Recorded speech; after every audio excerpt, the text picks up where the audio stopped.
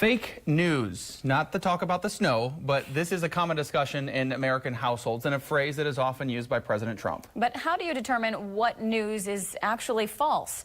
That was the topic of tonight's symposium at the University of Toledo. NBC 24's Jay Hanna was there. He joins us now live in the newsroom with more. Jay, this panel featured a lot of different viewpoints.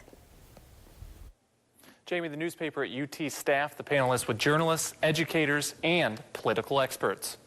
33% of the people in this country believe the fake news is, in fact, and I hate to say this, in fact, the enemy of the people. What should I believe? Where should you receive your information?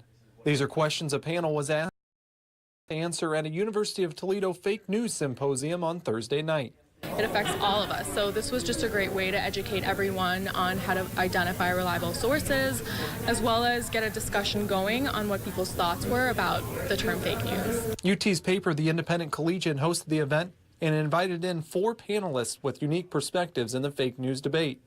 Some key points that were made included taking in information from multiple sources rather than just one, and relying on the attribution of stats instead of just believing facts. I was really impressed with the turnout and the questions that people had, but more than that, I was really impressed with all the panelists up there. One member of the panel is actually a teacher at Start High School. Christian Schnare started a class called Media and Politics and has introduced it to junior and senior students. We go through and we analyze sources, or we analyze the news sources talking about specific events. Schnare says the class features a historical-based research project where students actually pick a key moment in history and discover how the media covered the event.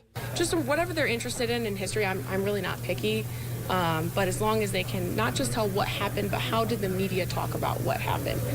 So it allows them to go in a little bit deeper analysis of a historical topic. Around 60 people sat in at the university's student union. The event took nearly an hour and featured a long line of student questions at the end of the symposium. Live in the newsroom, Jay Hanna, NBC 24 News.